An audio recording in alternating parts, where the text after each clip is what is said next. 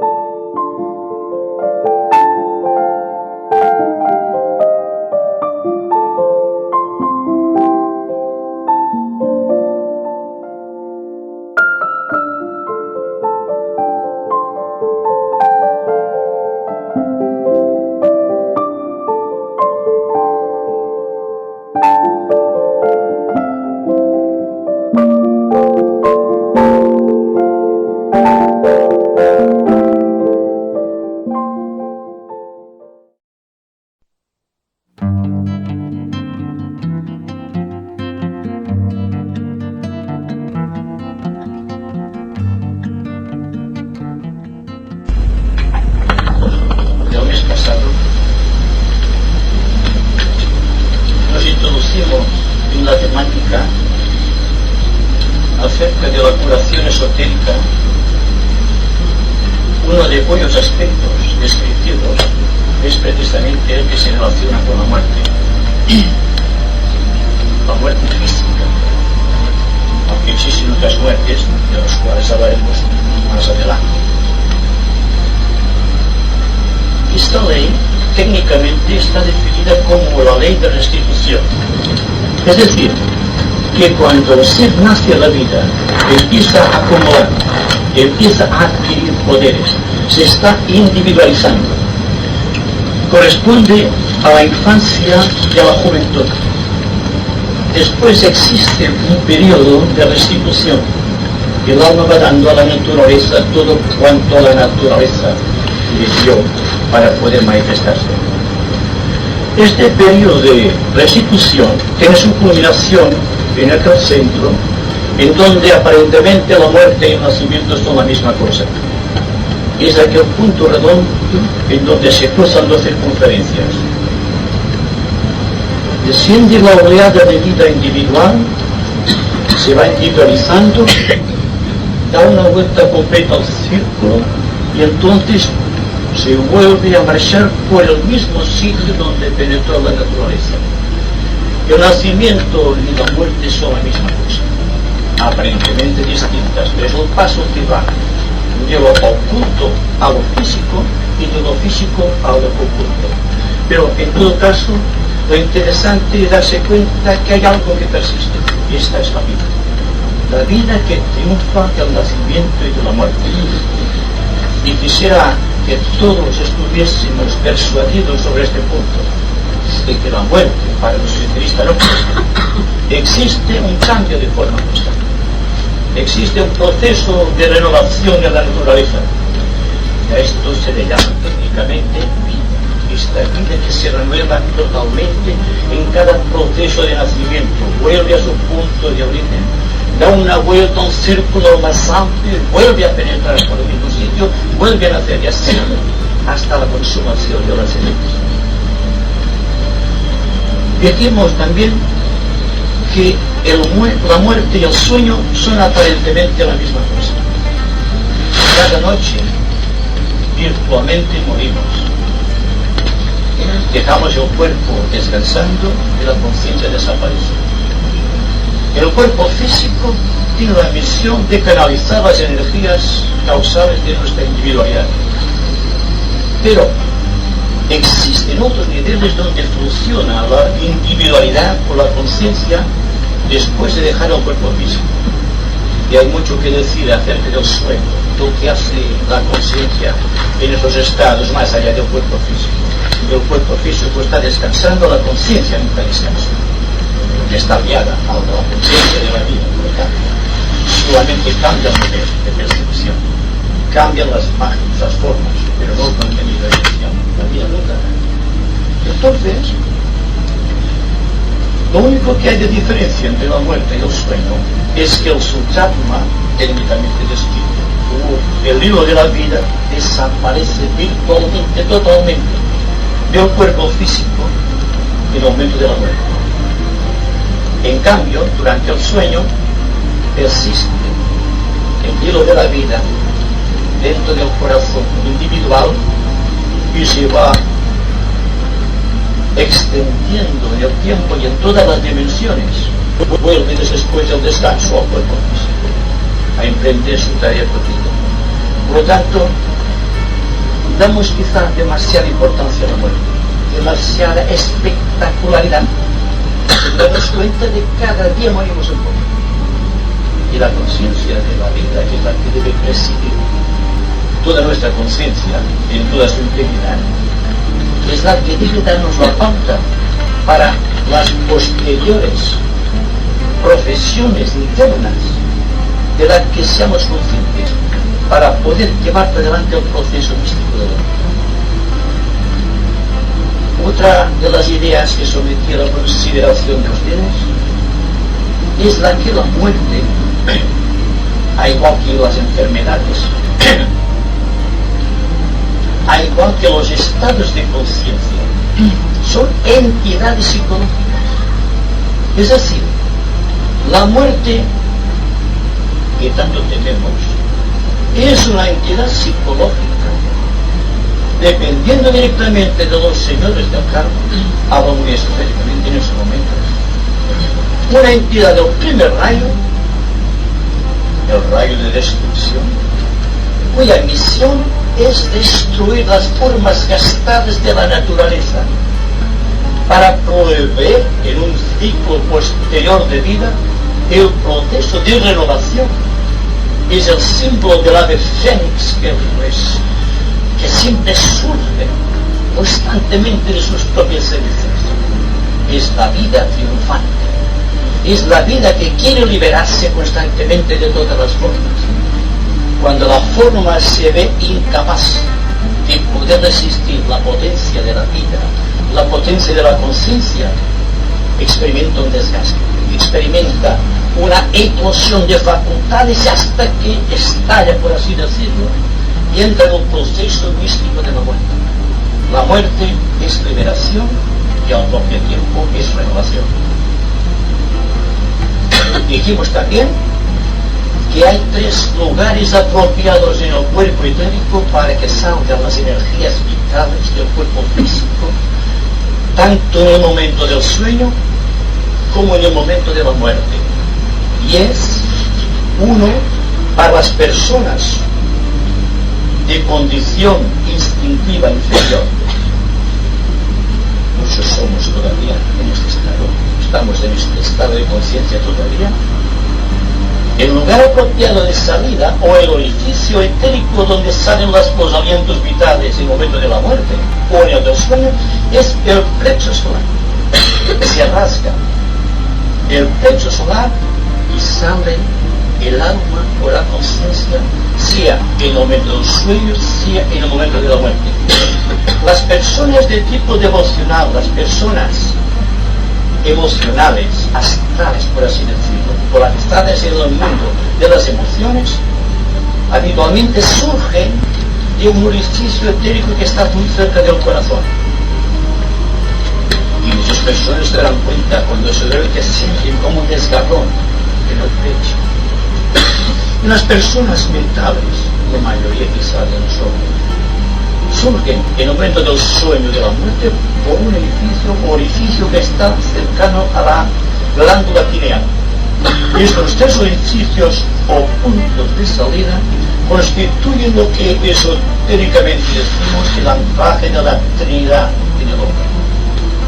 La Trinidad divina me refiero. Hay también las causas de la muerte. Hay una causa espiritual, una causa de tipo material, o varias causas, en uno y otro caso.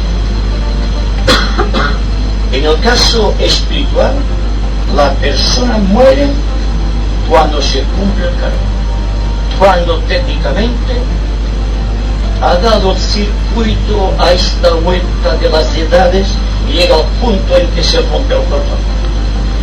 Pueden comparar esto con un reloj. Póngale aquí la aguja y las horas.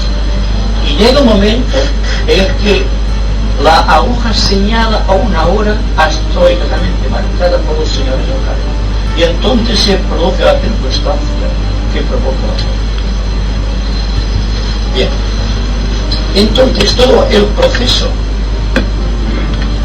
de la causa de la muerte, además del cumplimiento del karma, es que automáticamente se dispara un dispositivo interno, la conciencia, en todos nosotros dejamos de prestar atención al cuerpo. En este momento cesa el impulso de vida y entonces los alientos vitales por cada orificio según la persona desaparecen del cuerpo físico. Entonces se produce el fenómeno de la muerte, un fenómeno natural, sino que la estancia en el plano astral es mucho más, digamos, más extenso que cuando se vamos a los cuerpos, cuando vamos a dormir. Entonces existe un proceso que muchas personas que se han encontrado ante un gran peligro de muerte lo han experimentado dentro de sus cuerpos sutiles, que es el fenómeno denominado de recapitulación. La recapitulación no es un fenómeno de tipo individual, es un fenómeno cósmico. Dense cuenta que cuando morimos, si no existiese un proceso de recapitulación de la conciencia, los hechos de toda la vida desaparecerían absorbidas por la vorágine del alma y no habría posibilidad alguna de recuerdo. Si no hay recuerdo, no puede haber una manifestación, una nueva orientación vital del individuo.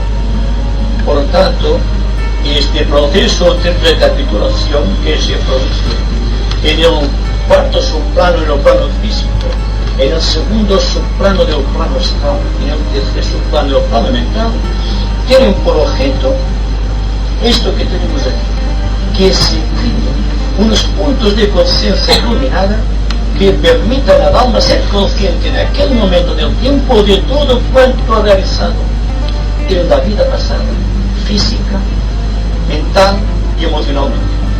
Entonces estas tres cúspides automáticamente se refugian como un gran triángulo de una base muy potente, muy espesa, muy solidificada, van ascendiendo hacia arriba y solamente queda la esencia de todos aquellos hechos mentales, astrales o físicos, y quedan refugiados en este átomo que todos tenemos físicamente, que llamamos átomo permanente.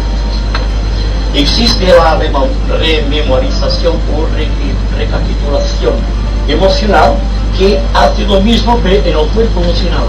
Todos los recuerdos emocionales quedan absorbidos dentro del átomo permanente emocional.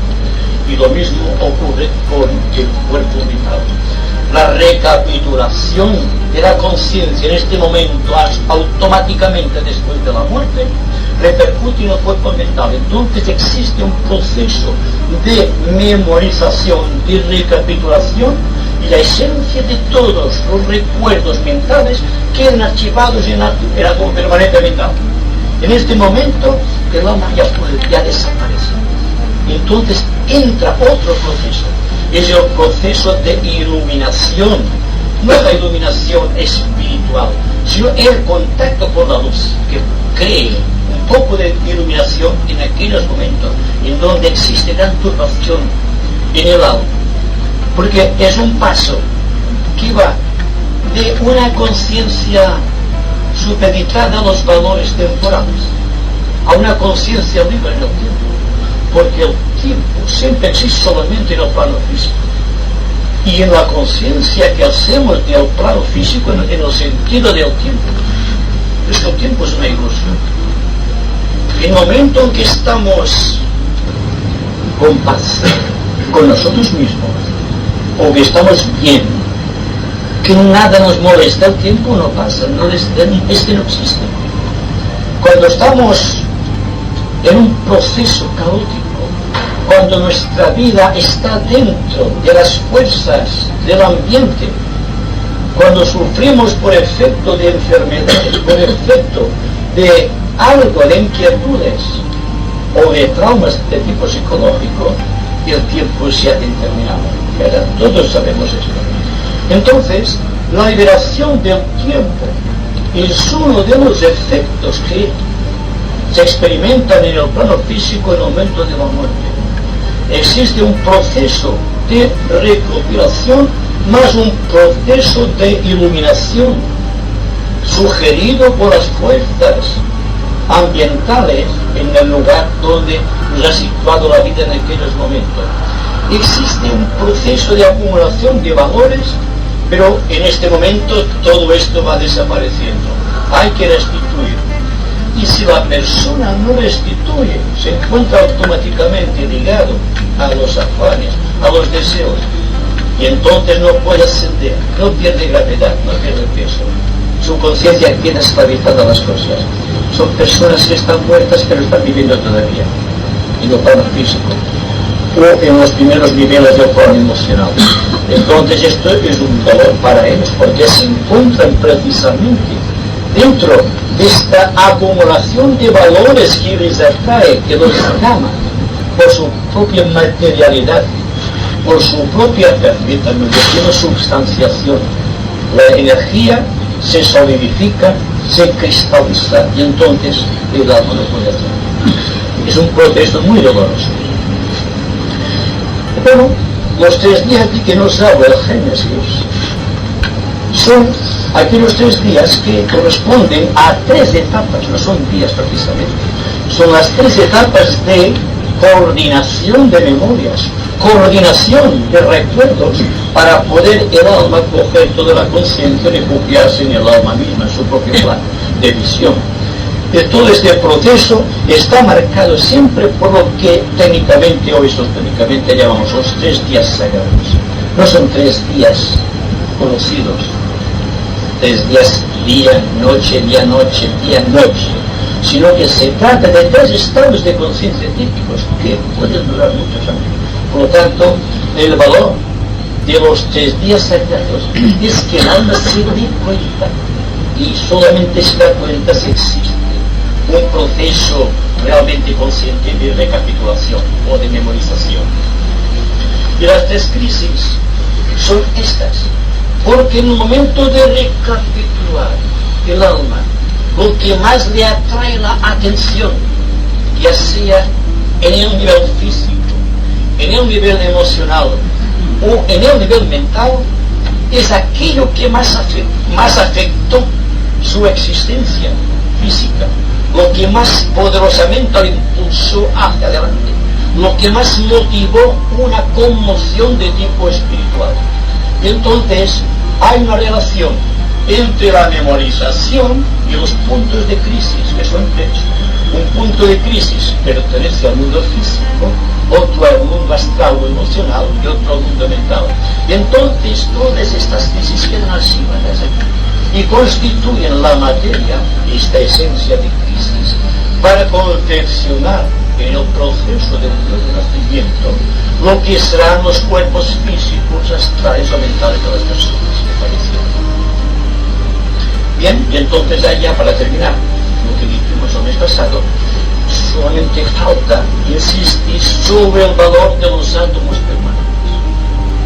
Naturalmente, los átomos permanentes son permanentes porque hasta que el ser es perfecto, continuarán existiendo dentro del alma para poder extraer de la misma la capacidad de experiencia que necesita.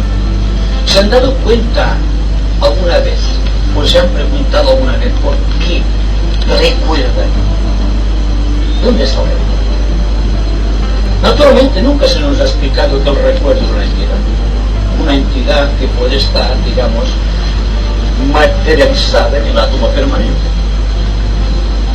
Pensamos por acumulación de recuerdos.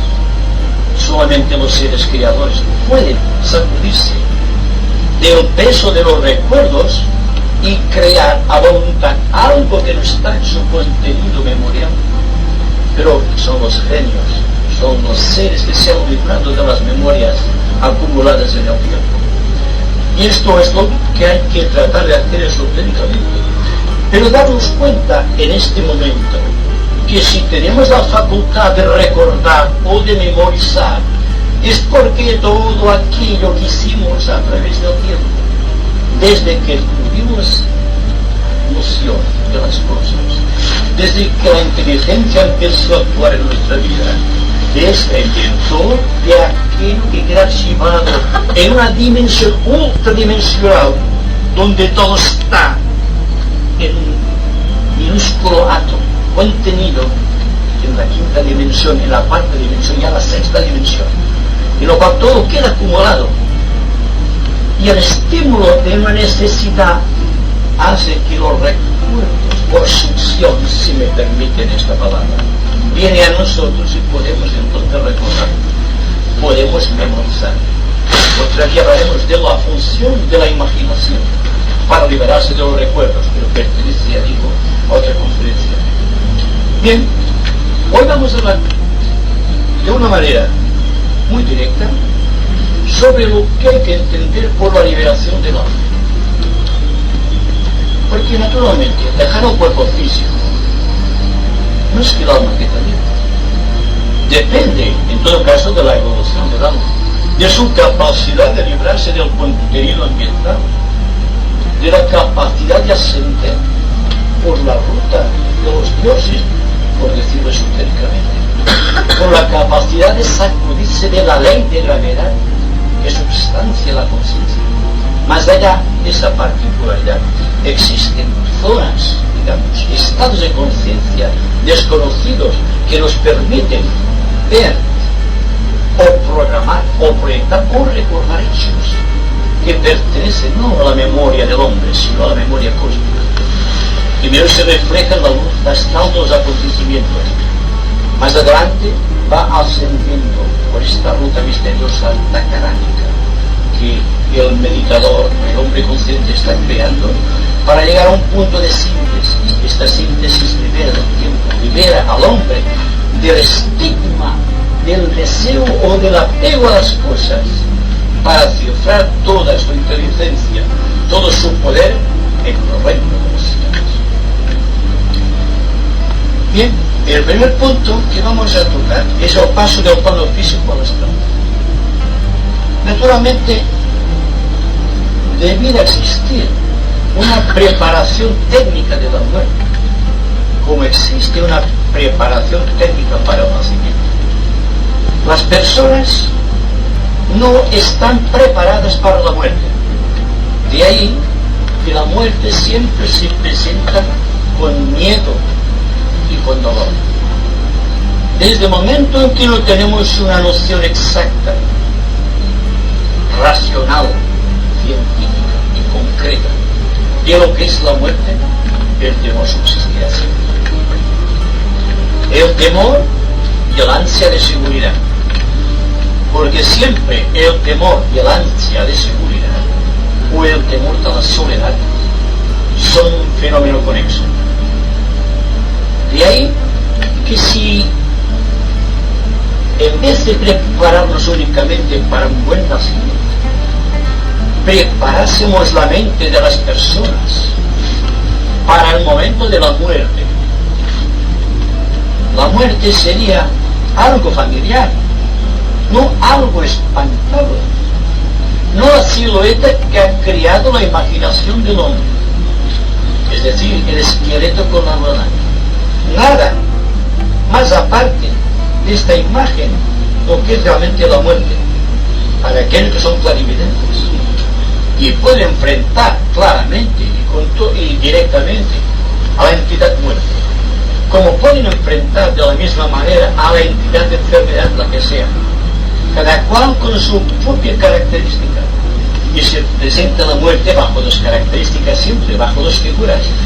Primero, la figura real de este, digamos, Deva, de la justicia kármica, o de lo que es esta imagen que ha creado una legión de pensadores, de imaginadores en torno de esta espantable figura, esa silueta que surge siempre de la negrura de sus pensamientos temerosos, como un esqueleto con una cuadrada. No existe Hay videntes que me han confesado que han visto precisamente a la muerte de esta forma.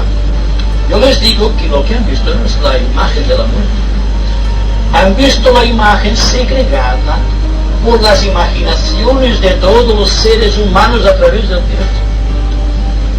Es como si ustedes tienen la capacidad de imaginarme a mí, como otra persona, que es muy diferente que todos piensen de mí a mi propia realidad.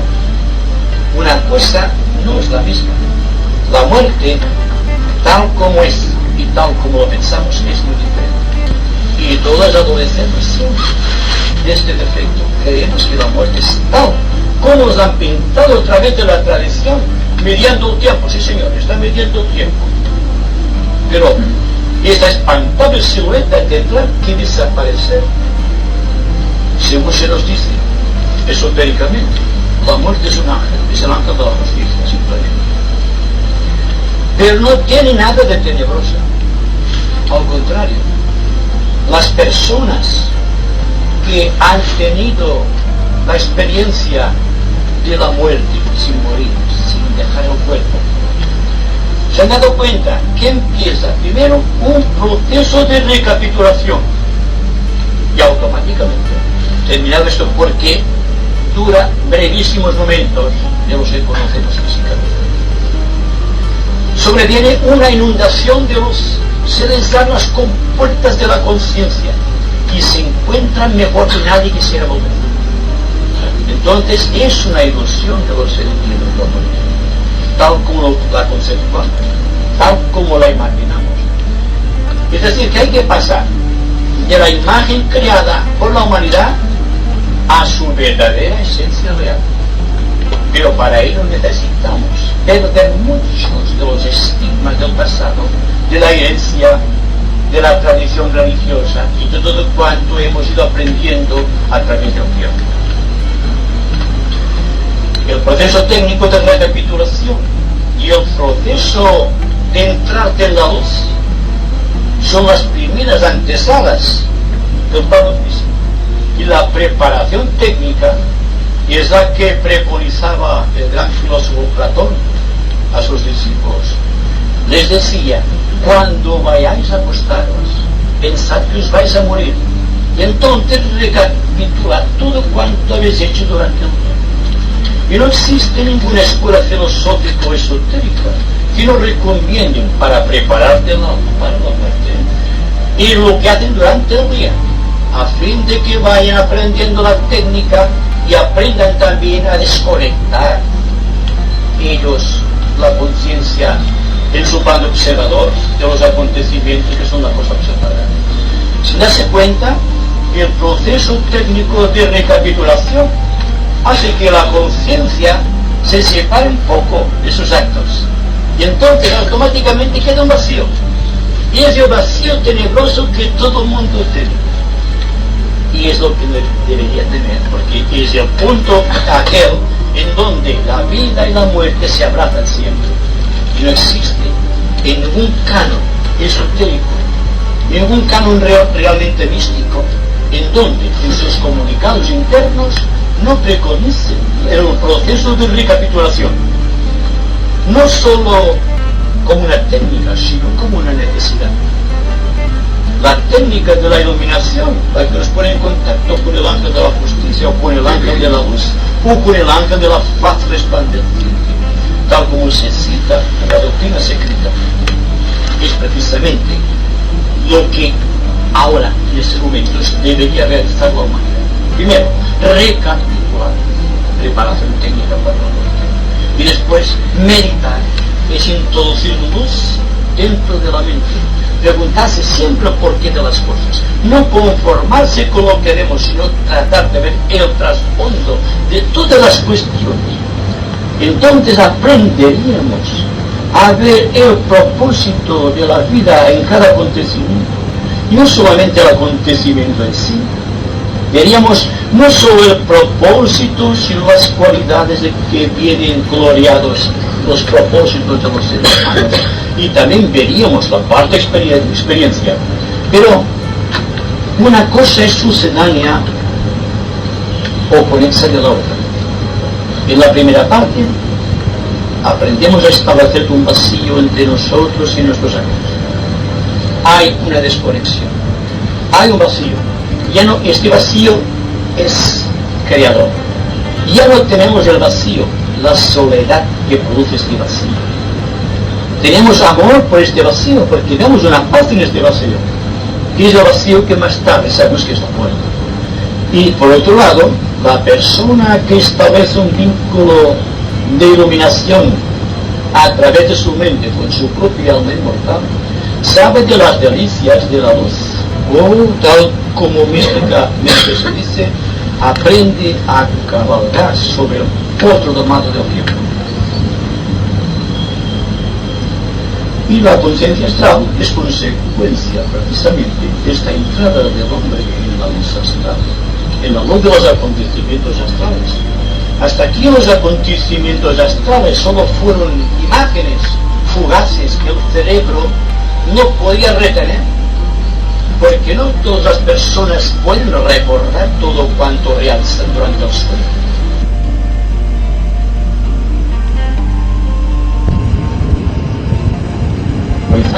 No existe esta capacidad todavía. O existen pocas personas. No existe una capacidad astral. Entonces, todo el proceso de la meditación que tiene que traer iluminación también tiene como consecuencia la iluminación astral, la iluminación de los sentimientos. El sentimiento va desde el deseo más bajo de los niveles más bajos del astral hasta el sentimiento de integridad y de belleza de los grandes artistas creadores en el plano atómico de cada plano. No son sueños, son posibilidades. A través del tiempo hemos visto seres humanos que han logrado este paso, que han traspasado las fronteras de la muerte, por así decirlo, y se han hecho creadores, lo cual significa que han saltado sobre el vacío que va de la mente concreta a la mente abstracta y han creado el puente de arco iris que llamamos técnicamente Antacará. Ahora bien, vamos a analizar las consecuencias de la muerte física. Y a todos nos interesará seguramente saber qué es lo que nos va a pasar en el momento de la muerte. Yo creo que existe una norma general para todos. Ante todo existe la desconexión del cuerpo etérico del cuerpo físico. Existe lo que decíamos, un desplazamiento del doble etérico. Se desplaza hacia fuera del cuerpo y automáticamente al entrar en este nivel físico empieza a recapitular todos los hechos físicos. Más allá empieza la recapitulación emocional y más adelante, tal como dijimos, recapacita todas sus vivencias mentales.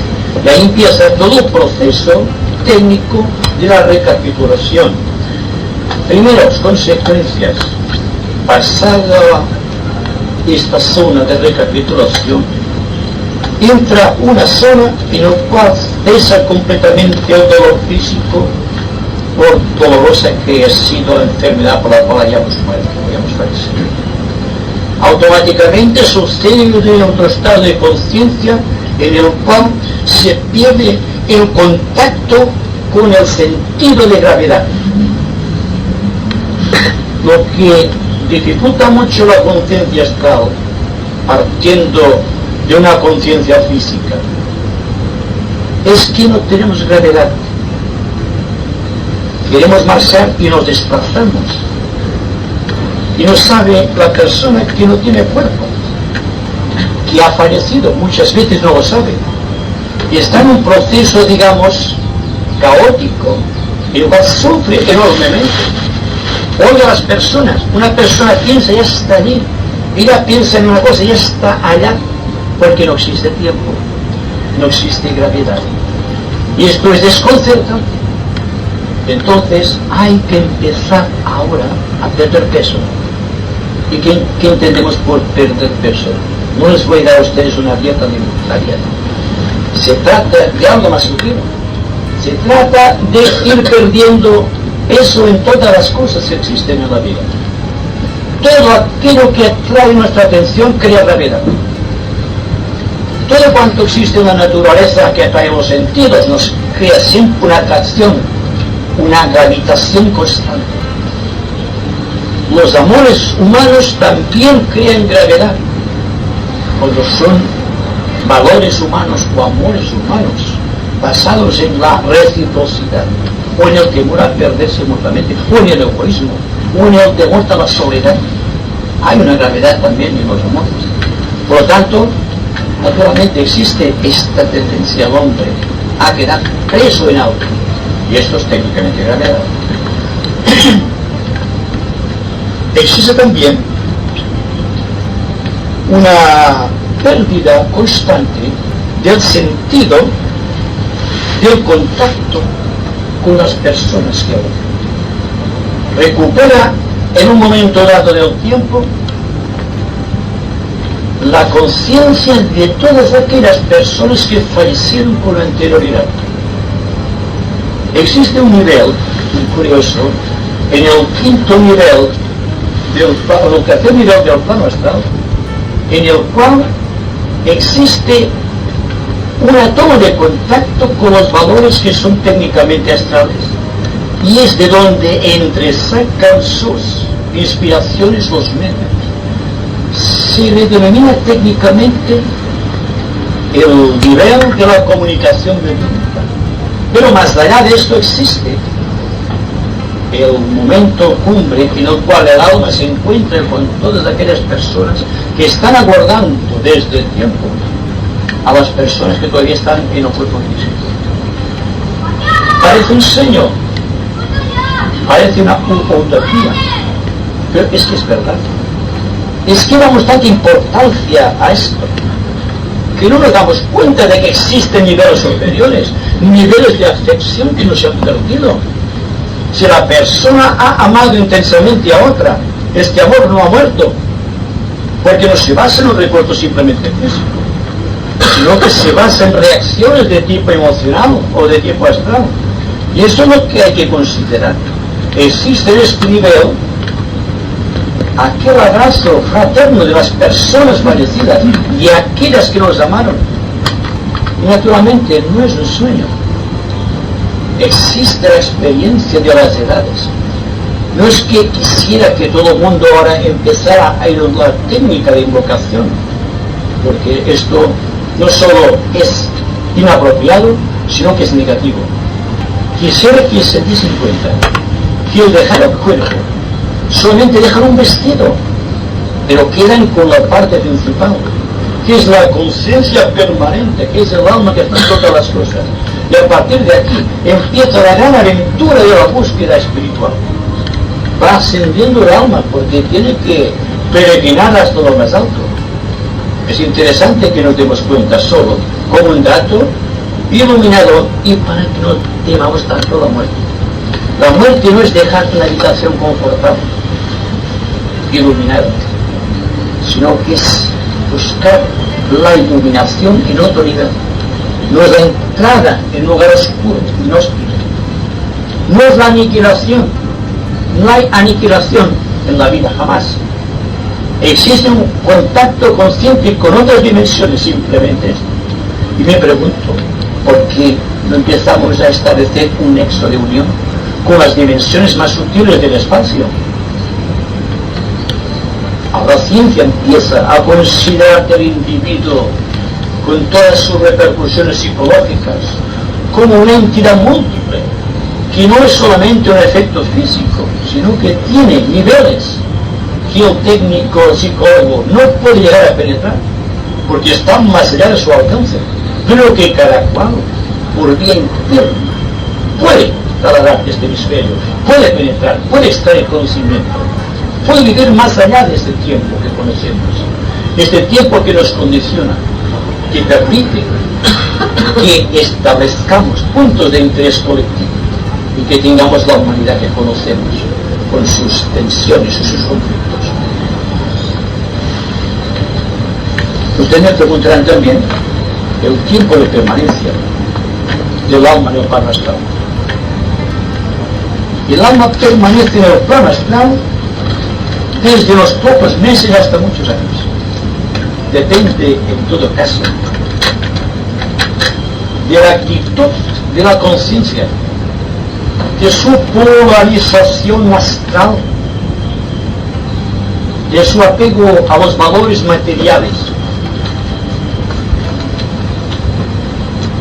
Y además, lo más interesante, y esto hay que decirlo con toda honestidad, por las invocaciones que provienen del plano físico de aquellas personas que aman a los que desaparecieron y que con sus invocaciones mantienen el alma en la incertidumbre de dos mundos. No puede penetrar raudamente en el plano astral porque existe algo que les atrae poderosamente, y son las invocaciones de los difuntos, esta práctica que hacen los espiritistas. Que me perdonen, pero esto es horroroso, es kármico, está creando una gran confusión en el mundo. Y por otra parte tenemos que el alma no puede descender a aquel plano porque no tiene cuerpo físico. Es decir, que el alma está viviendo en la inseguridad de dos mundos, y que lo mejor que hay que hacer cuando alguien ha desaparecido, ha traspasado el velo técnicamente hablando, es dejarlo en paz. Un alma se ha liberado. Es decir, que la humanidad hoy día reacciona a la inversa de cómo vivir a cierto. Se alegra cuando un alma penetra en la reencarnación con gracia y ser, que es cuando penetra en la prisión de la materia. El mundo sufre cuando el alma se libera después del ciclo de independencia kármica. Habrá que pensar mucho en estas cosas, porque precisamente estas cosas son las que deben iluminarnos en el sentido de lo que es la muerte, de lo que hay que entender por vida post-muerte, lo que es la eternidad, lo que es el tiempo, lo que es la paz, cuál es el sentido místico de la soledad, cuál es el temor para la inseguridad, porque la muerte no ofrece nada, una inseguridad pavorosa, y todo el mundo teme penetrar esta pavorosa silueta de la muerte, o penumbra de la muerte, para penetrar en el silencio que crea. Y hay que hablar mucho de la muerte en un sentido de vida, y apoyar un razonamiento siempre sobre algo sólido, sobre algo que podamos conceptuar como lógico, como algo que está en nuestros sentidos y en nuestro entendimiento y en nuestra razón, algo que debe convertirse en un proceso de investigación constante, iniciando siempre las cosas dentro de la más profunda simplicidad, porque la simplicidad de vida siempre atrae como consecuencia una pérdida absoluta de capital.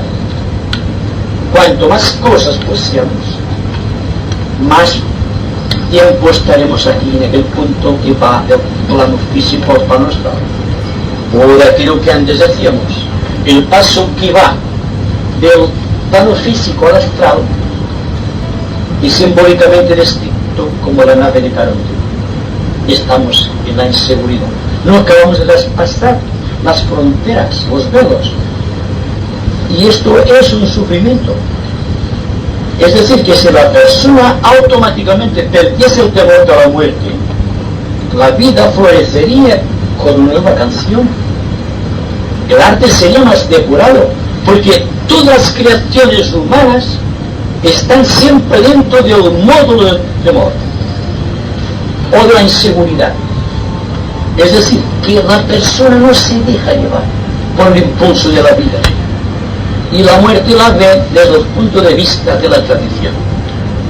La tradición que ha traído las almas, las ha frenado en su impulso de liberación y ha constituido núcleos negativos para muchos seres humanos que quizá estarían navegando por océanos de libertad y ahora están condicionados por el peso de la religión, la tradición religiosa, con todos sus errores a través del tiempo, y con el temor a la muerte, y con lo que se especula con ese temor, que existe, naturalmente, como la persona no puede responderse adecuadamente a lo que existe más allá, busca un apoyo aquí. Y este apoyo puede ser la religión, una creencia cualquiera, un afecto. La cuestión para el hombre es estar aferrado a algo, porque teme la inseguridad, porque teme la soledad.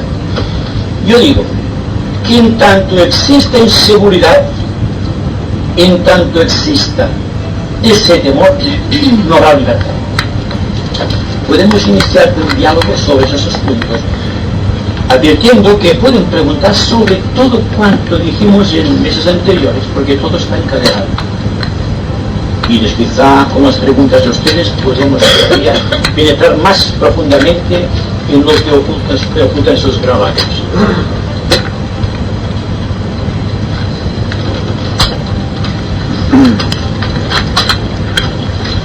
Sobre el realismo, que sea de forma somera, ¿no podría explicarnos un poco sobre la simbología que utiliza para dibujar los tres colores de la toma permanente? ¿Sí? Tenía contestado al dibujante. Ah, no, de forma... No tiene mucha importancia. Pero quizás se basarán en los tres colores básicos.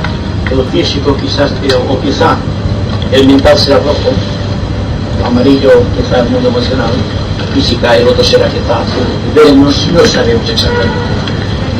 El átomo permanente es un átomo que solamente pueden percibirlo los grandes cualidades de la historia, o los maestros de compasión y de sabiduría, los grandes iniciados. Yo digo que siendo un reflejo de la Trinidad deben ser precisamente los tres colores básicos: el azul, el amarillo y el rojo. No sé en la dirección que irán, pero será esto. Antes ha dicho el anclaje de la Trinidad en realidad, o sea, el coche solar, sin un lugar cercano al corazón y luego otro cercano también a la glándula pineal. Me gustaría saber que, bueno, me gustaría explicar esto un poquito. Y luego también le paso otra pregunta similar a esta, y es que, o sea, me había parecido entender que en el momento de la muerte había dos corrientes que fluían hacia el corazón. Una que provenía, digamos, de la parte de los genitales, debajo de la columna, y otra que provenía de la ágina, ¿no? Y entonces se juntaban en el corazón, y es de aquí donde salía, sí, o sea, lo mismo corazón. Sí. Bueno, pero eso hablamos del hombre corriente, el hombre emocional. Claro, no vamos a establecer tres divisiones de personas, que lo hacemos porque estamos en un cuanto estudio de investigación, pero habitualmente el hombre es astral. Por lo tanto, hay un lugar que está muy cercano entre el corazón y el plexo solar. Por aquí se desgarra o está ahí, luego quedaría un orificio por donde sale el alma después de la muerte. Pero no todos los seres salen por esto, el orificio emocional. Los iniciados, los grandes pensadores, los hombres mentales de gran mentalidad, no pueden salir por aquí. Salen por aquí, un lugar muy cerca, no es tampoco es hablando la pineal, que es donde recibimos la iluminación, sino que los fluidos vitales, por así decirlo, se escapan por estos tres centros. Un hombre de tipo muy instintivo no llega tampoco al corazón, entonces sale por el pulso solar y a veces por la base, es decir, que desciende más bien. Hay que buscar la evolución de las personas, y la Trinidad naturalmente tiene que ver con los tres puntos de crisis, tiene que ver con el Padre, el Hijo, el Espíritu Santo, con la mente, la emoción y el cuerpo, que es la representación objetiva del hombre. Pero en todo caso siempre existen, a través de la analogía, los puntos de contacto. Cuando hacíamos de la Trinidad siempre tenemos la figura del triángulo. Cuando se representa la divinidad se lo coloca un triángulo encima para representar su naturaleza, digamos, trípode. Es decir que, de hecho, el triángulo y Dios en el centro, irradiando a través del vértice que es Padre o voluntad, el Hijo que es amor y el Espíritu Santo que es la inteligencia plena. Pero esta representación de un cuerpo físico a través de los átomos permanentes son los cuerpos conocidos, el mecanismo del alma con servicio ocultamente. Nada más que quiero. ¿Quiere mezclar? Bueno, sí, ya está. Lo que a mí me hacía la duda era que me había entendido que, digamos, el lugar más elevado de salida tendría que ser Ajna o... No, también hay que considerar otra cosa.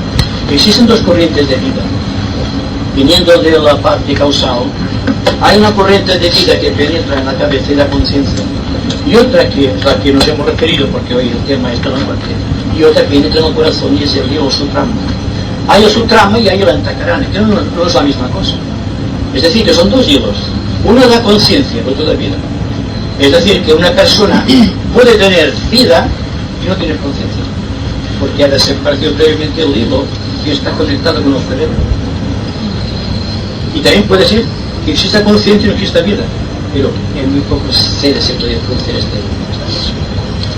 Siempre es la conciencia, o desaparece simultáneamente conciencia y vida.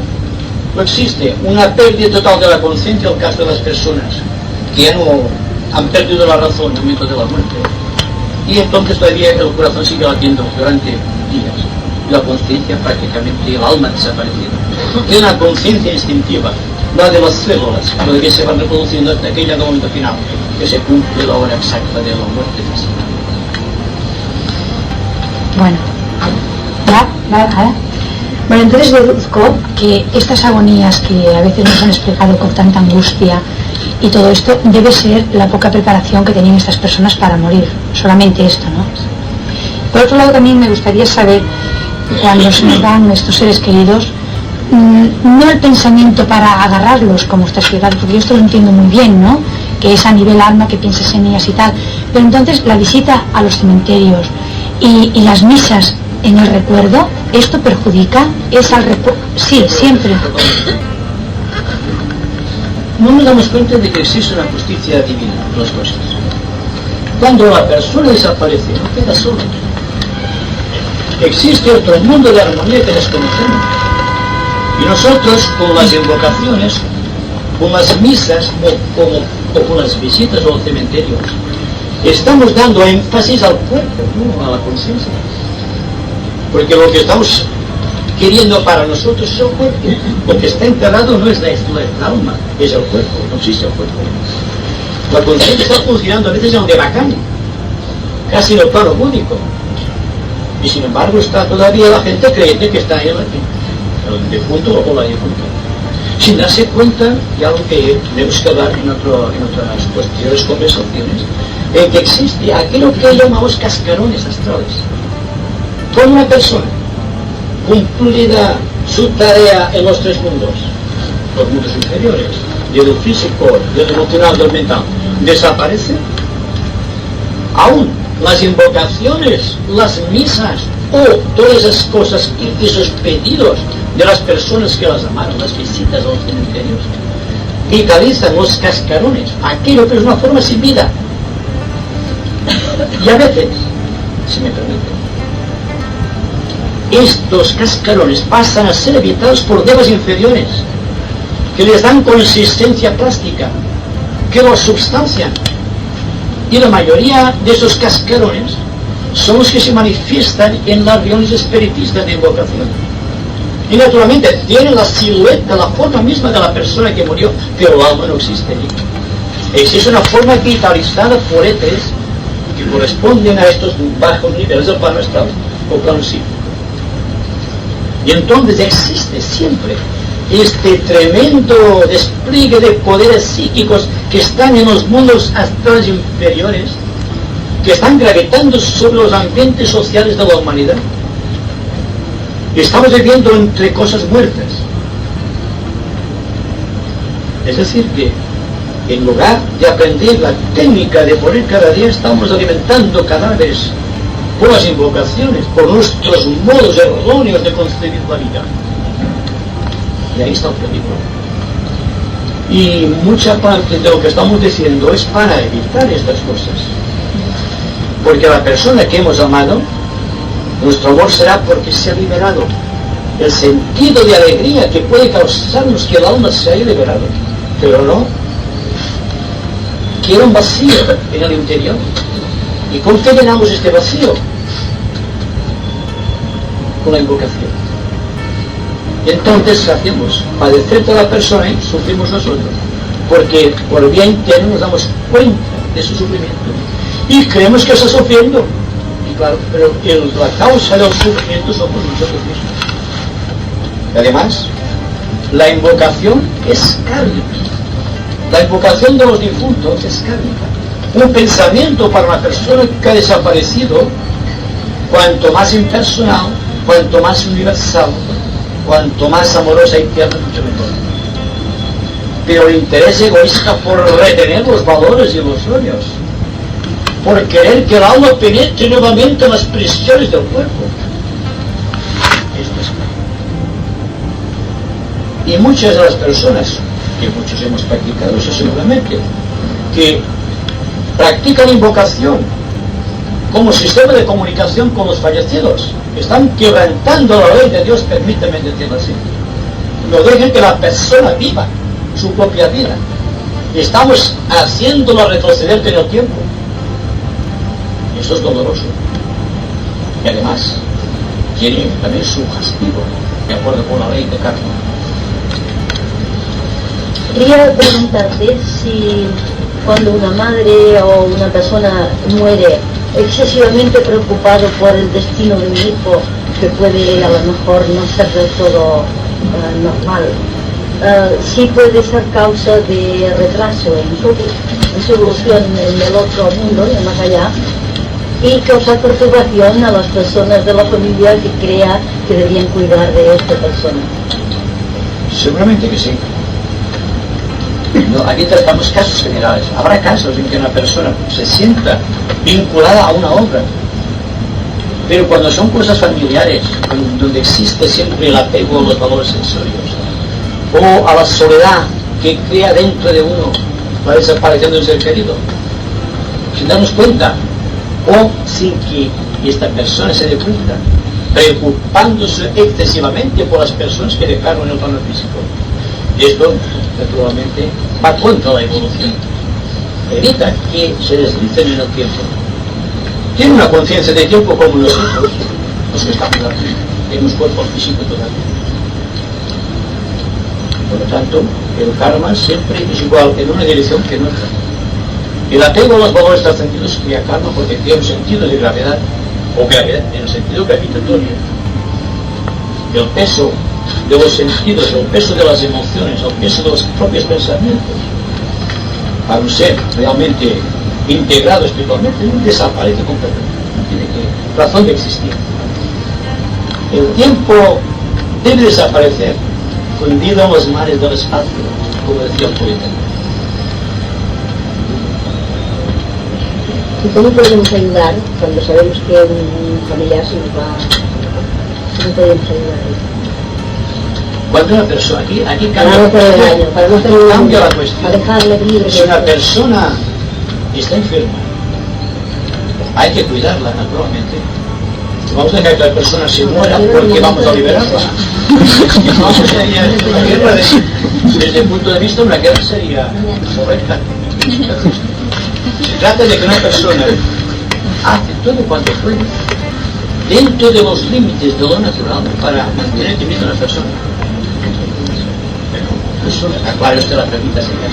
Si vemos que se va, en el momento en que se va, ¿cómo podemos ayudarle para dejarle desencarnar libremente? ¿Y cómo sabemos que se va? Entonces existen otras leyes que desconocemos. La ley de Carlos.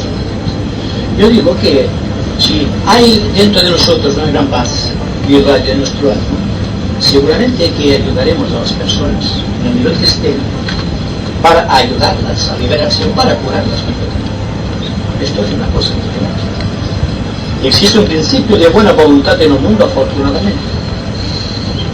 No están todos los corazones en la misma intensidad, pero existe. Yo siempre digo que tengo gran confianza en la humanidad. La humanidad todavía no ha dado su última palabra. Todavía tiene grandes reservas en su corazón para desvelar en favor de los demás. Y es curativa esta buena voluntad. Más allá de las enfermedades y que está más allá de los mundo, existe la buena voluntad.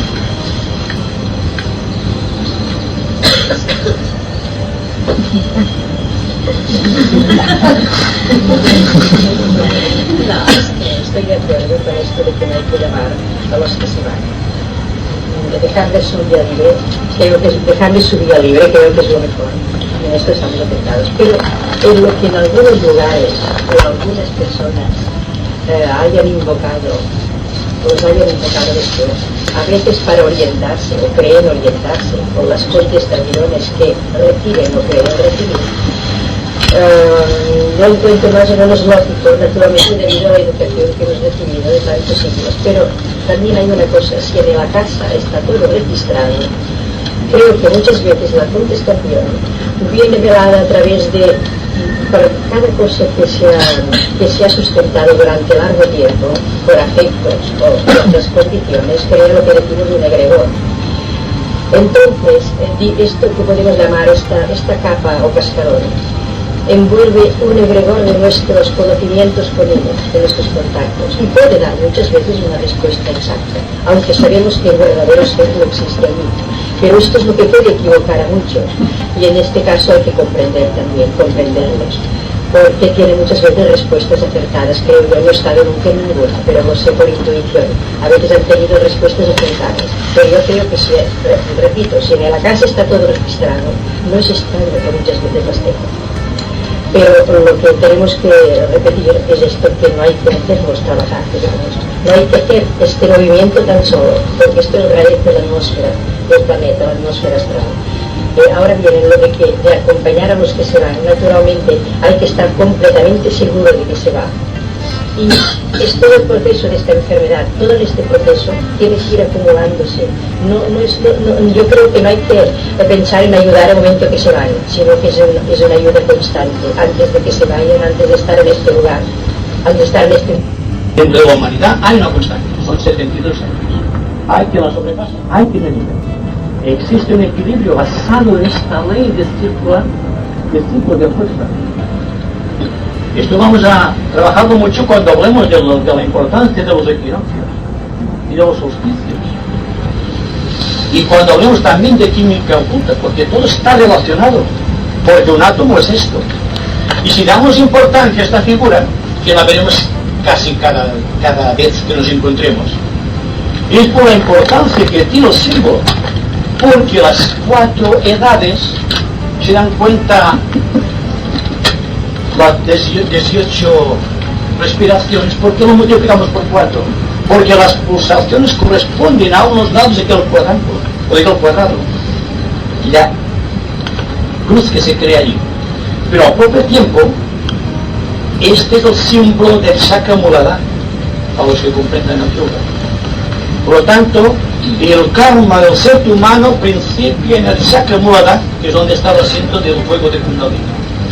Y de aquí empieza la ascensión hacia arriba. Y entonces esto va dando vueltas y se le llama la rueda de samsara, la rueda de muerte y nacimiento, o la rueda del karma, la rueda del destino, porque nadie puede escapar a este destino. Hablan ustedes. Al hablar de la muerte y de lo negativo que es que los tengamos los puntos de pensamiento, pienso yo que de hecho también es la circunstancia que una persona recién fallecida pides para ella, digamos, luz y todo esto debe ser positivo, sin excepción, ¿no? ¿Y te acude? Por ejemplo, vas por... una persona que se interese por un fallecido, sí. Y lo que vas por la calle ves un recién difunto, yo pienso que un buen pensamiento que tiene por él, esto en ningún caso puede resultar negativo, ¿no? No, de ninguna manera. Lo que pasa es que nosotros cuando estamos invocando queremos atraerlos de aquí, no ayudarlos. Pedir luz, por ejemplo, entonces yo pienso que debe ser muy positivo, ¿no? ¿No? Pedir luz para ellos o algo así, algo dentro de este estilo. Naturalmente que esto ya queda sobreentendido. Pues Lo que me refiero es que la persona invoca con apego. Es decir, que no invoca para darle luz, que para liberarlo, sino para atraer a la persona. Me refiero a eso. Toda la persona que quiera ayudar a otra persona puede hacerlo, con el pensamiento, con la emoción, con los actos. Pero una cosa es hacerlo de una manera impersonal o universal, o hacerlo en forma interesada. Porque hemos perdido un ser querido, queremos retener, no te vayas, que necesito de tu amparo. Esto es lo que pasa en las meditaciones destinadas a invocar a las personas. Entonces, como os he hablado también, cuando el cuerpo descansa, entonces entramos en otras dimensiones, en otras vibraciones, entonces es muy necesario, o sea, es bastante importante tomar conciencia de estos estados que entonces nosotros podemos penetrar para prepararnos cuando un día podamos dejar el cuerpo. Naturalmente. Recordar, porque incluso a veces estás que sueñas que estás soñando. Incluso podría decirles que hay una técnica para esto. Hay una técnica muy natural, muy racional, muy lógica, y todo el mundo la puede utilizar. Y es que cada vez que se vaya a dormir, no se deje al acaso el pensamiento y se vaya por sino apuntar a lo que no se lógico. Mantener aquí la atención hasta que vaya haciéndose el silencio y desaparezca el cuerpo astral y vaya a funcionar de nuestro plano. De esta manera adquiriríamos el poder de ser conscientes en el plano astral o en otras dimensiones del espacio, porque podemos viajar por zonas extraordinariamente superiores, como puede ser el nivel del alma, en el tercer plano del plano mental, es decir, el quinto hacia arriba, el plano mental, donde está el alma. Muy extraño.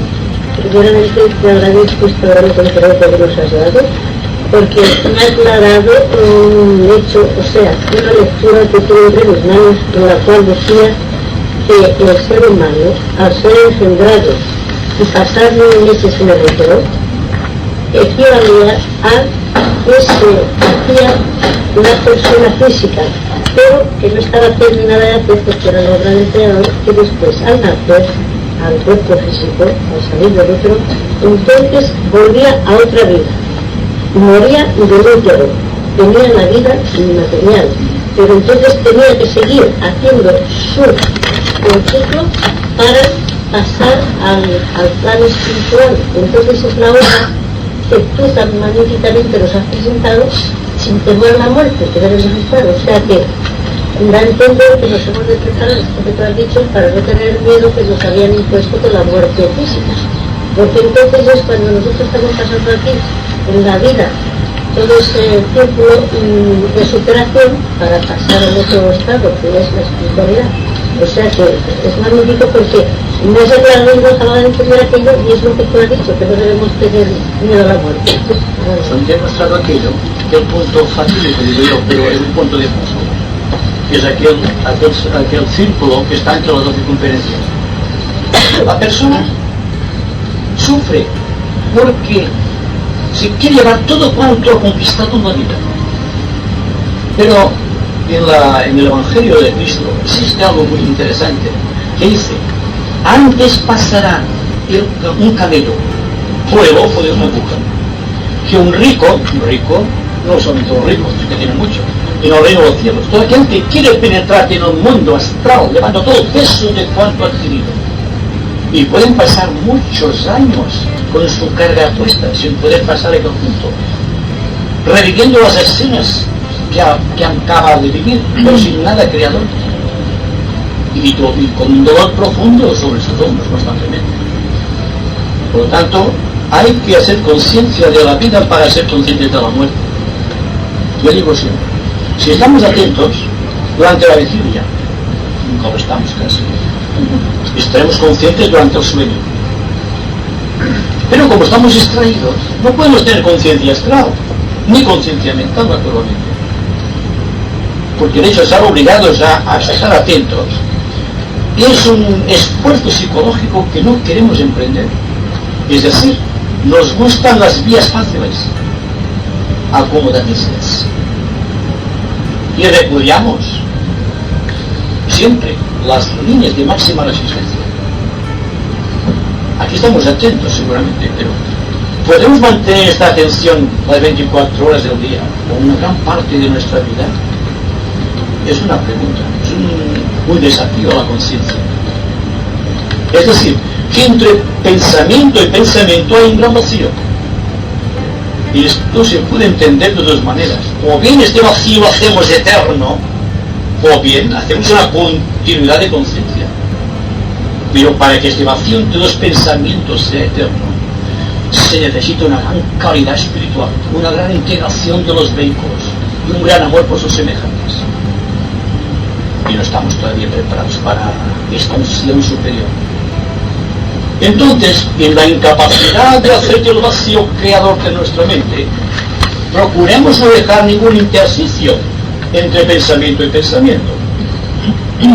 Seamos conscientes en la integridad de nuestro ser, y no simplemente cuando estamos meditando, cuando estamos en un grupo que es muy querido y entre el cual la conciencia está familiarizada y sin esfuerzo, constituyendo un cúmulo de energías a través de un círculo de mínima resistencia, sino mantener la atención, la observación de todos los hechos que suceden dentro y fuera de nosotros, registrarlos en el cerebro, no dejar que pase un momento sin estar completamente percibidos, y con el tiempo, sin preocuparse, pero sin dejar ningún espacio vacío. El pensamiento extrae energías internas del ser y establece una continuidad de conciencia, un puente que quizá algún día le llevará a la contemplación, al gran vacío creador de la conciencia. Es decir, se trata simplemente de estar atento, de no estar navegando la deriva.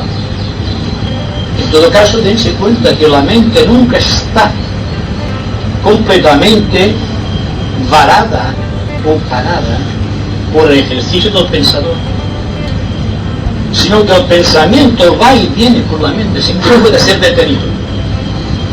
Y naturalmente, como no hay un control sobre el pensamiento, no puede haber un control sobre el cuerpo astral, y el cerebro físico no puede reflejar todo cuanto hacemos en el momento del sueño, cuando estamos funcionando en la cuarta dimensión. Aquello para nosotros es siempre nuevo y estamos realizando cada día. Se trata simplemente de estar en este estado de serena expectación a lo que pasa. No hay que estar la mente, ¿qué pasa? ¿Qué pasa? No, simplemente observando las cosas. Porque si ustedes están siguiendo una conferencia y una cosa que no acaban de comprender, se quedan parados en aquella cosa que no comprenden, quizá lo que comprenden que va siguiendo les pasará desapercibido. Es decir, que la contemplación y, en último caso, lo que estamos diciendo, la atención serena, debe ser muy inteligente también. Es decir, que el observador debe estar muy inteligentemente percibido de lo que va pasando. Es decir, que vea pasar las cosas, que la registre, no que intente comprenderlas de momento, que la registre simplemente. La reflexión viene después de la atención. Entonces hay una sanción de la voluntad que dice, ¿estoy de acuerdo o no estoy de acuerdo? Que para esto hay el ejercicio libre del pensador, del hombre que tiene una conciencia de su mente y de todo cuanto le rodea.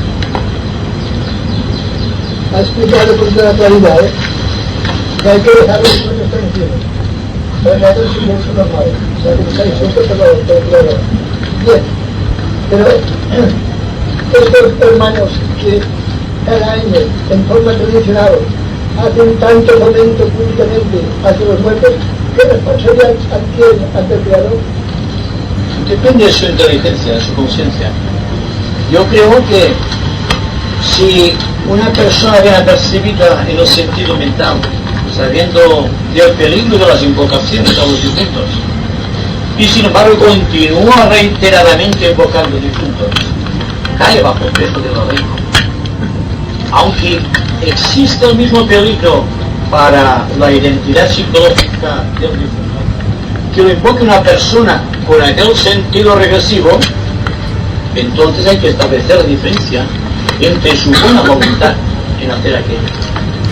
Lo hacen con buena voluntad, pero no les exime por completo del karma. Están quebrantando la ley, porque no la conocen. Tendrán menos causa, naturalmente, pero existe tantísimo. No podemos evitar el dolor, ni la invocación involuntaria. Pero si nos preparamos ahora, pensando lo que vendrá después, si cada día perdemos un poco de nuestro espíritu regresivo, o ese espíritu materialista, hacia las cosas. Quizá llegará un momento en que realmente estemos integrados y no necesitemos invocar para poderte ayudar. La invocación, repito, no ayuda, hace regresar al alma, la mantiene siempre aquí en este punto, entre el mundo astral y el mundo físico, suspendido a caballo de dos planos. Y es un sufrimiento que solamente tiene comparación con el suicidio, cuando después de quebrantar la ley se encuentra aquí por tiempo indefinido, hasta que la corriente de vida del ego vuelve a recogerlo. Pero pueden pasar muchos años en ese estado. Bien. He explicado mal, o no se ha ocurrido toda la historia. Yo me refiero a los dirigentes que fomentan públicamente cada año por religiones, no a la masa que sigue esa religión, que sigue a esos dirigentes. Los mismos dirigentes que responsabilidad contraria. Bueno, soy yo antes. Toda persona que quebrante esta ley cae bajo el peso del karma, lo he dicho antes. No hay para mí. Si lo hacen con buena voluntad, tendrán menos pago ante la ley. No tendrán que pagar otro precio que aún tiene sufrido buena voluntad. Ya estaba de acuerdo con lo que usted decía. Y desgraciadamente hay comunidades que solamente están tratando de invocar todos los difuntos, sin darse cuenta que están atrayendo al aura de la tierra a estas personas que están sufriendo por su causa. Hay excepciones. Hay aquellos que he dicho en el mundo de los mensajes astrales, en el cual existen personas capacitadas para establecer comunicación con ciertas personas para dar mensajes, pero solamente en este caso no son invocados, ya saben dónde tienen que ir, ya tienen una justa orientación psicológica o psíquica. Me refiero a todo el trabajo especulativo acerca de los que desaparecieron. Los queremos retener de los fondo. Hay un egoísmo, y el egoísmo naturalmente está dentro del proceso de acumulación de valores en el tiempo. Se niega la ley de restitución a la cual nos hemos referido anteriormente. Yo quería hacer solamente una breve referencia sobre que es una tradición de la sociedad, creo que es un arte particular. Solamente podemos decir que las personas poco a poco pueden o no desprenderse de una tradición, pero creo que la tradición anual, más o menos a los cementerios, más bien será un karma para la sociedad que lo ha instituido así. Porque individualmente sucede aquello que si mi madre no le interesaba que se la fuera a visitar, voy a visitar para que si hay una parte de ella que lo vea. El otro porque los vecinos van, etc. En este caso, que no hay ni buena voluntad ni mala voluntad, creo que más bien el proceso es de la sociedad en general. En este caso, quiero decir que no sé si esto no puede traer más que el karma de la tradición, la parte regresiva que tiene el progreso, digamos, más o menos, pero es que yo no quiero dejar el sabor de boca de que una persona, porque va al cementerio y dar un ramo de flores, puede tener una causa kármica. Más bien creo que es que perteneciendo a la sociedad, pues ella forma parte de esta sociedad y evita un poco el progreso, si acaso. Soy consciente que me estoy dirigiendo a un grupo de personas inteligentes. Por lo tanto, reafirmo lo dicho. Todo cuanto tenga un valor hacia un cuerpo es regresivo, por mucho amor que hayamos tenido a aquella persona que habitó un cuerpo. El hecho de ir a los cementerios es antiestético y desde el punto esotérico antiamoral, porque están trabajando con cascarones astrales y están vitalizando formas psíquicas que tenían que haber desaparecido en el ambiente planetario hace cientos de años. Cada cual tiene su libre albedrío para comprender los razonamientos y saber establecer lo que es la sociedad y lo que es el individuo. La sociedad puede marchar a su manera, pero el individuo es creador. Y solamente cuando existan muchos individuos creadores es cuando cambiará fundamentalmente a la sociedad, pero no antes. Entonces, si estamos produciendo nuestras vidas lo que han estado reproduciendo del pasado nuestros abuelos, nuestros padres. Estamos simplemente tejiendo nuevamente los hilos de la tradición. Estamos manteniendo en pie un gigantesco cuerpo muerto. Y aquí hablamos de vida. Y estamos hablando de muerte. Sin embargo, ¿qué es lo que triunfa en la vida? Entonces, si la vida permanece, si la conciencia permanece, lo menos importante para nosotros es aquello que la conciencia dejó porque no interesaba. Porque la ley es justa. Cuando una persona deja el cuerpo, es porque aquel cuerpo no le favorecía para nada su evolución espiritual. Prácticamente había consumado el ciclo de experiencia. Es como aquella persona que tiene un vestido viejo y porque lo quiere mucho siempre va con aquel vestido viejo. Y ese va a reír de la sociedad. Ocultamente pasa lo mismo. Esotéricamente hablando, por las personas que van a visitar cementerios y se cree que favorece la evolución de los difuntos. Al contrario, están favoreciendo la creación de larvas, de cascarones y de entes psicológicos y psíquicos que están enturbiando la nitidez que tendría que estar en el aura y el ambiente social del mundo. A ver, cuando nos hablas de estar siempre atentos, ha de ser constantemente, o sea, siempre.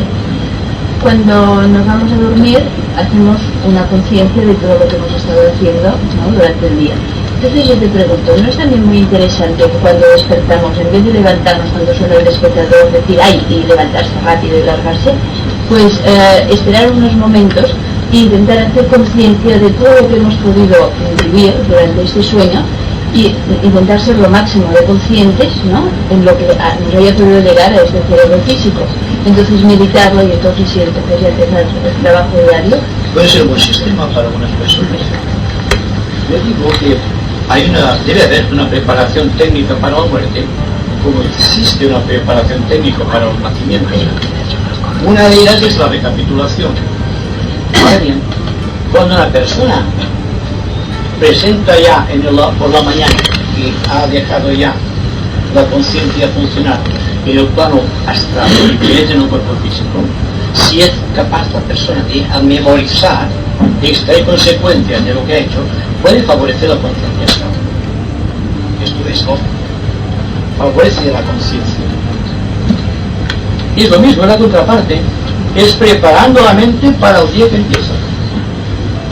Ahora bien, en el proceso de recapitulación o en el proceso de memorización por la mañana de lo que ha sucedido en el plano astral, hay que tener en cuenta el valor sustancial del observador, del pensador, de no identificarse con su creación, con sus circunstancias, con su ambiente, con lo que ha creado, con lo que ha vivido.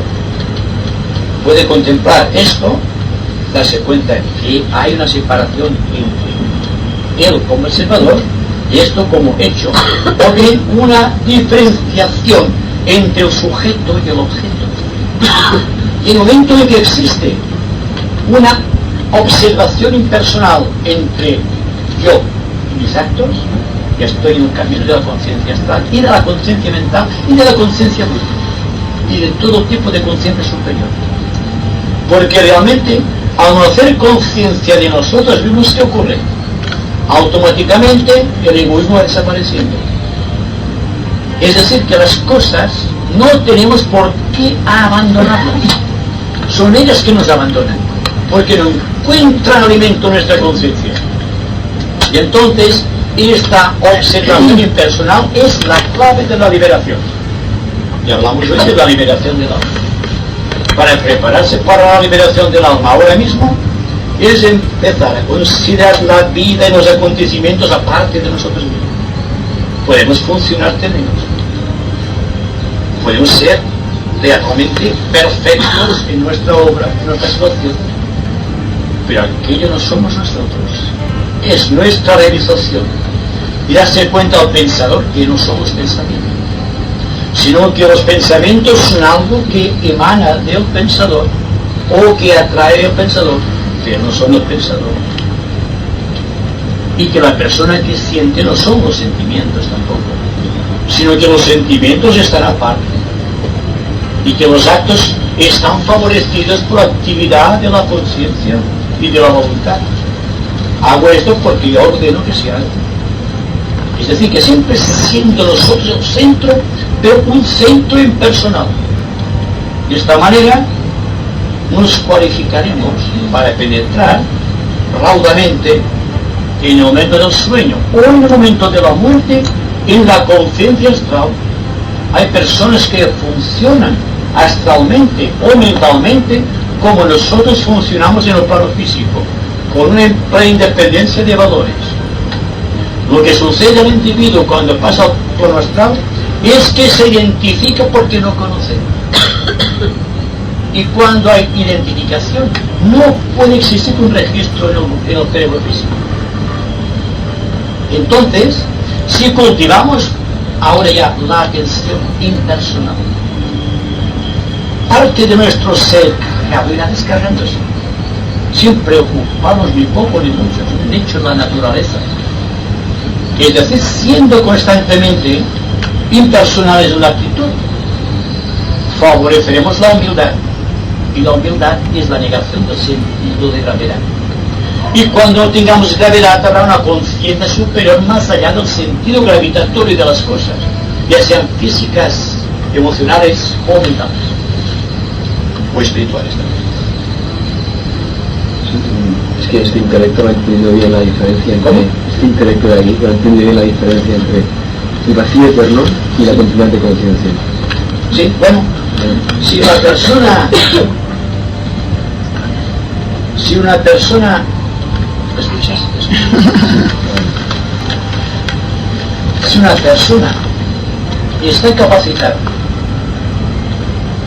en distensionar su pensamiento a extremos únicos, es decir, hablando psicológicamente, si puede reducir su mente a cero, es decir, que por el poder de su equilibrio interior y de su voluntad puede mantener su mente vacía, y este es el vacío eterno, el vacío creador. Pero como que no todos estamos en ese estado de poder silenciar completamente nuestra mente, sino que estamos identificados con nuestra mente y con los pensamientos y con las emociones. Y entonces ocurre que para evitar la distracción, que es por donde penetra las interioridades astrales o las entidades psíquicas, es crear una particular continuidad de conciencia. Es decir, que la mente no esté jamás inactiva, porque una cosa es el vacío creador y otra cosa es la inactividad. Hay personas que están mentalmente inactivas porque no tienen capacidad intelectual o porque no tienen capacidad mental. Cuando la persona ha rebasado las fronteras de la mente intelectual, entra en lo que llamamos la mente abstracta. No lo tenemos marcada hoy, pero está en el tercer plano del plano mental. Y entonces allí funciona más allá de los pensamientos. Entonces, ¿qué es lo que subsiste? Subsiste única y exclusivamente la facultad de pensar. Más allá del pensamiento, más allá de las emociones, más allá de los actos, existe una integridad de conducta que está viviendo más allá del tiempo y por lo tanto no se relaciona con las creaciones temporales. Es decir, profundiza en el tiempo y se extiende en el espacio, creando una intelectualidad nueva, desconocida, o un ser nuevo, desconocido, porque es capaz de crear por voluntad todas las cosas internas. No tienen necesidad del externo para poder crear una situación. Está más allá y por encima de las cosas. Bien, esto es un vacío creador. La continuidad de conciencia, evitando que la mente se paralice, es otra cuestión. Es la tarea que nos ha sido confiada como personas interesadas en descubrir los secretos internos de la vida. Ahí lo más está ahí. Si podemos evitar que la mente se paralice en cualquier cuestión, o en cualquier imagen o en cualquier pensamiento, y estableceremos una continuidad de pensamientos, la cual, como decía antes, nos llevará a un punto en el cual seamos íntegros y no precisemos de los pensamientos para poder vivir. ¿Se dan cuenta que estamos pasando la mitad de la vida pensando en cosas que no interesan para nada, gastando energías cerebrales y mentales? ¿Por qué sucede esto? Sucede porque estamos atraídos a puntos o centros de atención múltiples en la vida organizada de lo que nos rodea. Hay que empezar por aquí. Este aparentemente sentido de valores regresivos están en la base de la herencia, en la base del culto a la personalidad, y finalmente son el egoísmo que corroe los corazones de los seres humanos.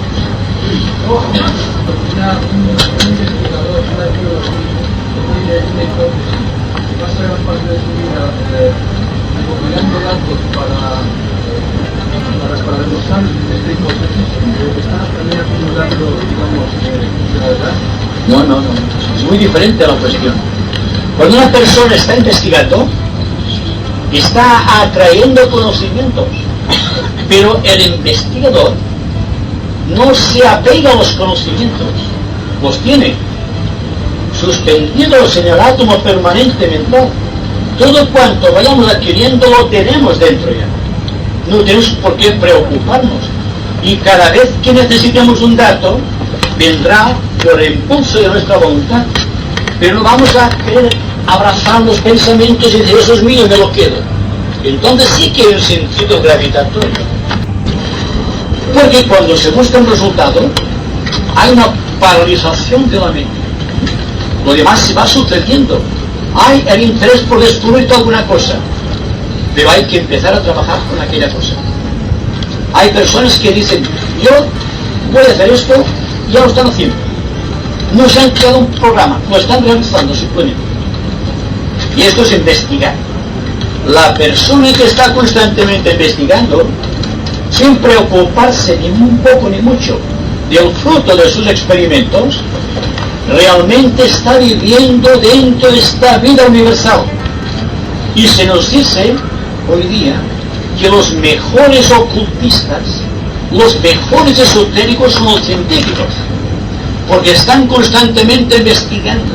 No tienen tiempo de preocuparse por sí mismos, porque están pensando más allá de sí mismos, buscando en una investigación cada vez más profunda y más amplia. Y podemos hacerlo nosotros también. Investigar, no buscar algo definido, sino que siempre este espíritu de investigación que finalmente hará de nosotros unos auténticos creadores. Yo quisiera saber, ¿a partir de qué edad se le puede empezar a los niños a hablar de estas cosas? Porque sabemos que en el colegio y todas estas cosas pues está, todo sigue igual todavía, ¿no? Entonces, ¿a partir de qué edad se les puede hablar? Yo diría que hay que esperar que la sociedad cambie fundamentalmente para que podamos instruir a nuestros niños en los valores ocultos. Pero hay un dato muy significativo cuando nace un ser humano o cuando tiene cierta edad, tiempo, en que se le ven ciertas predisposiciones. Yo creo que no hay que intentar acelerar un proceso, sino esperar, cuidar con mucho amor el proceso. Llega un momento en que despertará a la luz esta conciencia nueva, que quizás nos enseñará muchas cosas. Pero no podemos forzar la marcha de los acontecimientos, porque hay que darse cuenta que los vehículos de un niño no están capacitados. La mente tiene que llegar a un cierto punto para poder reflexionar. Ahí existe el fracaso de los niños prodigios. Todo niño prodigio está condenado al fracaso. ¿Por qué? Porque han estimulado en forma muy profunda, en forma muy exagerada, estas tendencias, sin darse cuenta que a un árbol hay que dejarlo hacer. Él dará su fruto a su debido tiempo. No hay que preocuparse, hay que regarlo, hay que cuidarlo simplemente, pero buscar resultados que nos favorezcan para que digan, este niño es autista, tiene solamente 10 años. Para mí es negativo querer impulsar esta fuerza en vehículos que no están todavía capacitados para absorber toda la fuente de la sabiduría. Aunque esté dentro potencialmente, hay que esperar resultados. En un momento dado, has hablado del sentido místico de la soledad. ¿Querías decir más o menos en todo lo que has explicado esta mente abstracta, este vacío o algo así? ¿O quieres aclararlo, por favor? Porque lo he cogido en aquel momento cuando... La mente abstracta, la soledad. El sentido místico de la soledad. En el momento dado has hablado de esto.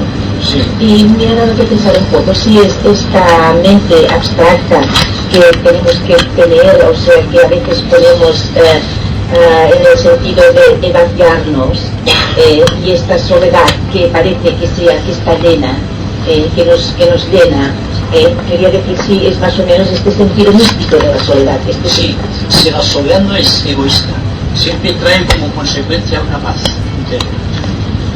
Ahora bien, cuando buscamos la soledad para huir del ruido o la ebullición, no es lo mismo.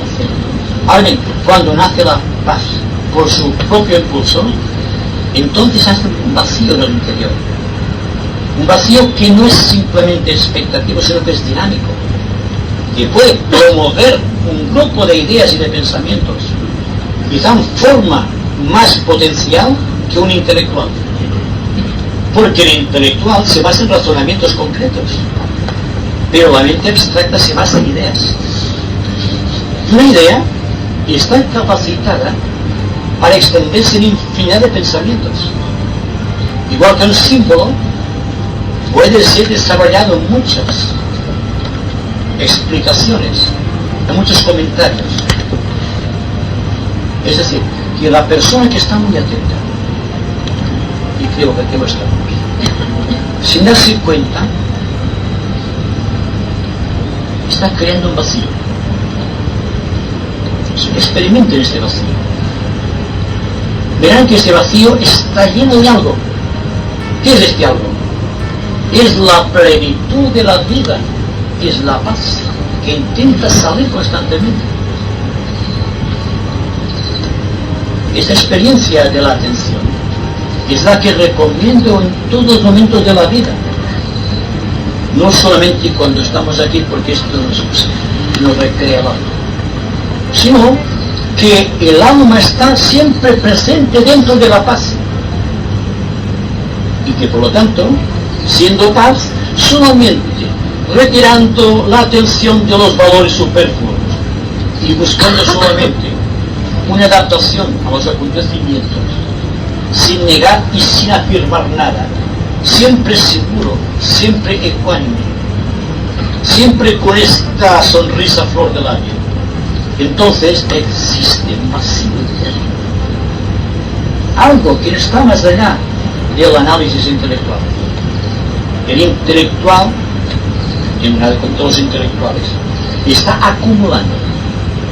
Ahora bien, el intelecto es la vía de expresión de lo abstracto.